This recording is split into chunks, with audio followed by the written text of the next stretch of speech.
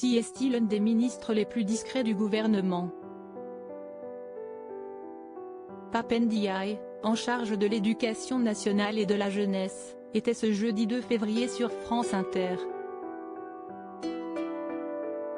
Le successeur de Jean-Michel Blanquer était invité à s'exprimer sur son plan de lutte contre l'homophobie et le harcèlement à l'école, sur la réforme des retraites ou encore sur le respect de la laïcité dans les établissements scolaires.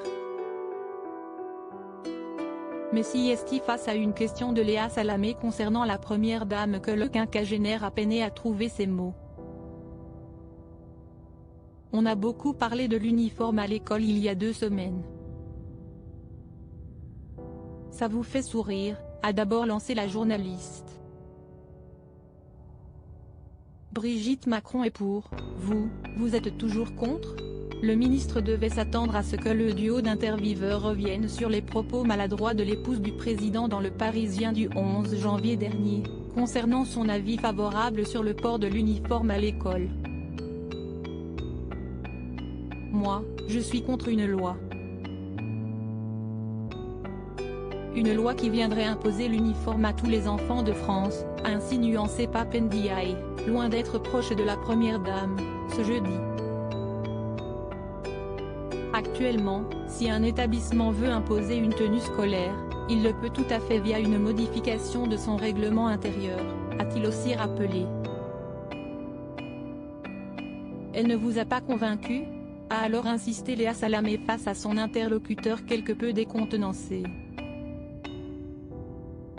Je ne sais pas ce qu'il en est à ce sujet. Toutes les opinions s'expriment, a-t-il balayé. Supérieur à Olivier Dussopt, Christophe Béchu, Catherine Colonna, découvrez les ministres du gouvernement Borne Brigitte Macron et sa sortie contestée sur l'uniforme début janvier et après avoir assuré aux 20h de TF1 qu'elle pesait chacun de ses mots pour ne pas nuire au travail de son mari, Brigitte Macron avait provoqué l'indignation de nombreuses personnalités politiques en exprimant sa conviction sur le port de l'uniforme. J'ai porté l'uniforme comme élève, 15 ans de jupette bleu marine, pull bleu marine. Et je l'ai bien vécu. Cela gomme les différences, on gagne du temps et de l'argent, avait-elle résumé alors que le Rassemblement national présentait quelques jours plus tard un texte de loi sur le sujet à l'Assemblée. Dans les rangs de la gauche, aucun mot ne semblait alors assez fort pour qualifier ce supposé coup de pouce au RN. Affligeant.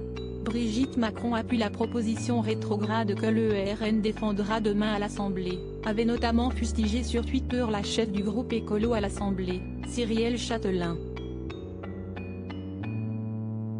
Donc la femme du président prend position pour défendre une politique publique le jour où le RN la propose dans sa niche à l'Assemblée. La digue est effondrée, avait de son côté regretté la secrétaire nationale d'Ilvi, Marine Tondelier. Crédit photo, capture d'écran France Inter.